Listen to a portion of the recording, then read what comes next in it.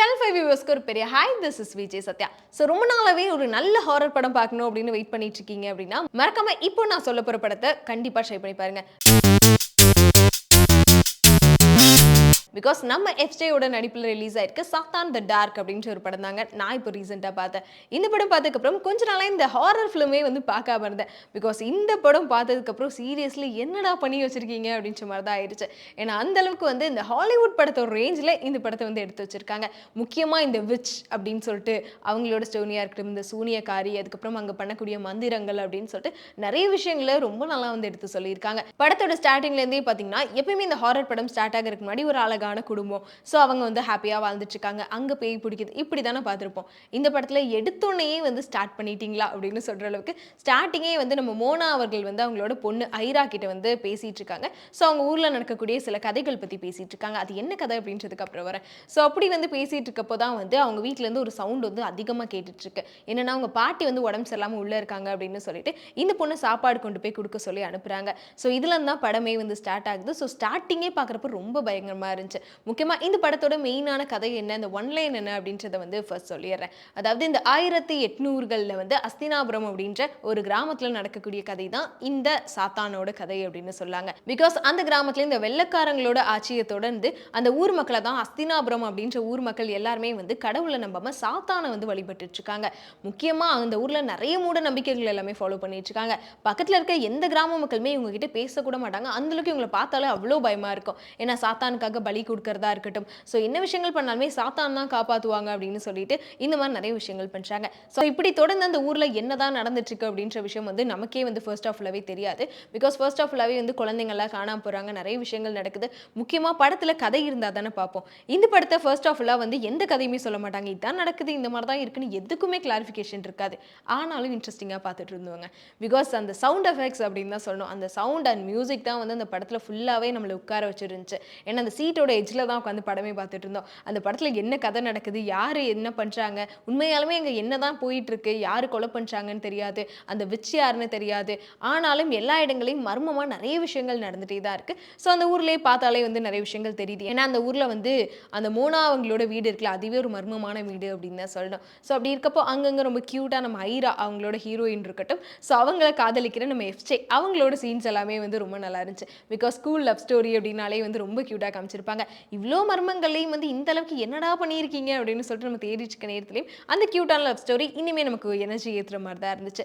So எஃப்ஜேயும் வந்து ஒரு செம்ம கேரக்டர் பண்ணியிருக்காரு. பிகாஸ் இவ்வளோ நாளாக பிக் பாஸ்லலாம் பார்த்துருப்போம். ஆனால் ஃபர்ஸ்ட் டைம் ஒரு படம் பண்ணுறாரு அப்படின்றப்போ முதல் படமே ஹாரர் படம் அப்படின்னு சொல்லி எடுத்திருக்காரு. ஆனால் அந்த படத்துக்கு ஏற்ற மாதிரியே ரொம்ப நல்ல கேரக்டர். பிகாஸ் ஸ்கூல் பையனாக வந்தாலும் வந்து இந்த படத்தில் ஒரு மெயினான ஒரு கேரக்டர் அப்படின்னு சொல்லலாம். ஏன்னா அவர்னால தான் அடுத்தடுத்து பிரச்சனைகளும் உருவாகுது, அதே மாதிரி அதுக்கான சொல்யூஷனையும் தேடிட்டு இருக்காரு.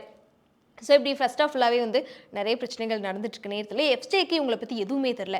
ஐரா யார், ஐ மீன் அந்த மோனா அவங்களோட பொண்ணு ஐரா யார், இவங்க குடும்பத்தில் என்ன நடக்குது அப்படின்னு சொல்லிட்டு இதை பற்றி எதுவுமே தெரில. சொல்லப்போனால் அந்த அஸ்தினாபுரம் அப்படின்ற கிராமமே ஒரு பெரிய மர்மமான கிராமம் அப்படின்னு தான் சொல்லணும். அங்கே என்ன நடக்குதுன்றது அந்த ஊர் மக்களுக்கு தான் தெரியும். அங்கே யார் செத்தாலும் யாரும் கேள்வி கேட்கவும் மாட்டாங்க. ஏன் சாகுறாங்க அப்படின்ற விஷயம் அங்கே இருக்க எல்லாத்துக்குமே தெரியும். ஸோ இப்படி தொடர்ந்து வந்து அந்த சாத்தானை வழிபட்டு வரனாலே என்னமோ இந்த மாதிரி தொடர்ந்து நிறைய விஷயங்கள் நடந்து அந்த ஊர் நிறைய பேர் இறந்து போயிட்டுமே இருக்காங்க.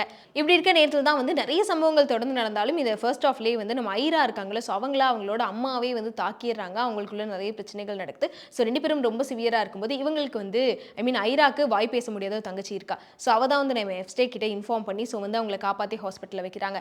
அதுக்கப்புறம் தான் ஒரு பெரிய பிரச்சனைகளே வந்து ஸ்டார்ட் ஆகுது. ஏன்னா இங்கே வந்து ஒரு சர்ச்சுமே இருக்குது. அந்த சர்ச்சில் இருக்கவங்களே இந்த மோனாவை பார்த்து பயந்துட்டு இருக்காங்க.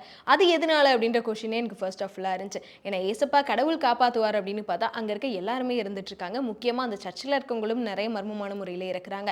அப்படி இருக்கப்போ உண்மையாலுமே வந்து சாத்தானுக்கும் கடவுளுக்கும் நடக்கக்கூடிய சண்டையா, இல்லைனா இந்த வச்சு இவ்வளோ விஷயங்கள் பண்ணுறாங்க அப்படின்றப்போ அந்த இடத்துல வந்து கடவுள் வரணும்ல, காப்பாற்றணும்ல அப்படின்னு சொல்லிட்டு நமக்கே பல கொஷின்ஸ் வந்து வந்துட்டே தான் இருந்துச்சு.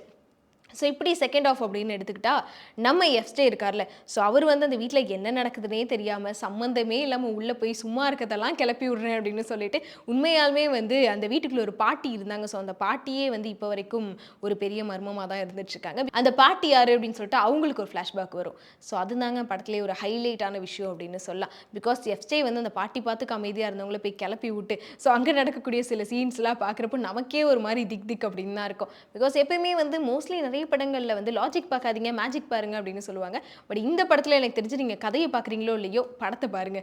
பிகாஸ் ஒரு பக்காவான ஹாரர் படம் அப்படின்றதுக்கு ஏத்த மாரி மோஸ்ட்லி இந்த சவுண்ட் எஃபெக்ட்டும், மியூசிக்கையும் வச்சு அதே மாரிங்க இந்த படத்துல நடிச்ச மோஸ்ட்லி இந்த அந்த காஸ்ட் அண்ட் க்ரூக்கு ஒரு பெரிய ஹேட்ஸ் ஆஃப் அப்படின்னு தான் சொல்லணும். ஏன்னா எல்லாருமே நிறைய இடங்கள்ல பார்த்தீங்கன்னா, உண்மையாலுமே இந்த மாரிலாம் நடிப்பாங்களான்னு தெரியல. அந்த அளவுக்கு ரொம்ப கொடூரமா வந்து நடிச்சிருப்பாங்க.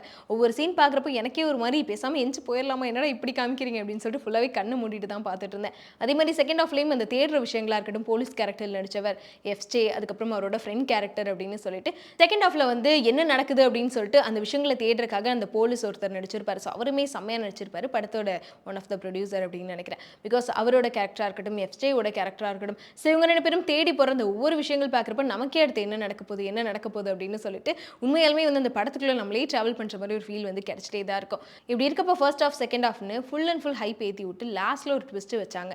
சீரியஸ்லி மன்னிக்கவே மாட்டேன். பிகாஸ் இந்த படத்துல வந்து என்ன நடக்க போகுது அப்படின்னு வரும்போது வந்து செகண்ட் சாப்டருக்கான ஒரு லீடும் வந்து கொடுத்துருக்காங்க. ஏன்னா எனக்கெல்லாம் வந்து இப்போ செகண்ட் சாப்டர் எப்போ வரும் அப்படின்னு சொல்லிட்டு தான் வெயிட் பண்ணிட்டு இருக்கேன். பிகாஸ் ஸ்டார்டிங்லேருந்து படம் பார்த்துட்டு இருந்தேன்டா, என்னடா டக்குன்னு செகண்ட் சாப்டர்னு சொல்லிட்டீங்க அப்படின்னு சொல்லிட்டு, இப்போ இது முடிஞ்சா இல்லையா, இல்லை என்ன நடந்துச்சு, இதுக்கு பின்னாடி என்ன ஸ்டோரி அப்படின்னு சொல்லிட்டு நிறைய கன்ஃபியூஷன்ஸ் போயிட்டே தான் இருந்துச்சு.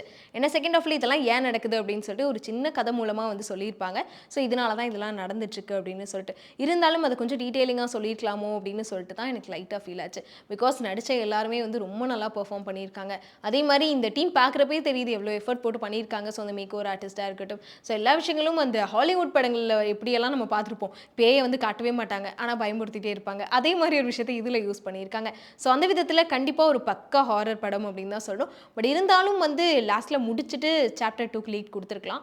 அது மட்டும் டேரக்டர் பண்ணாமல் விட்டார். ஸோ நீங்களும் வந்து ஃபேமிலி அண்ட் ஃப்ரெண்ட்ஸோட இந்த படம் போய் ட்ரை பண்ணுங்கள். முக்கியமாக ஃப்ரெண்ட்ஸோட இந்த படத்தை போய் ட்ரை பண்ணி பாருங்கள். பிகாஸ் இந்த படம் பார்த்தீங்கன்னா உண்மையாலுமே தியேட்டரில் எல்லாரும் கத்திட்டு ஒரு மாதிரி ஃபன் பண்ணிட்டு பார்க்கலாம்.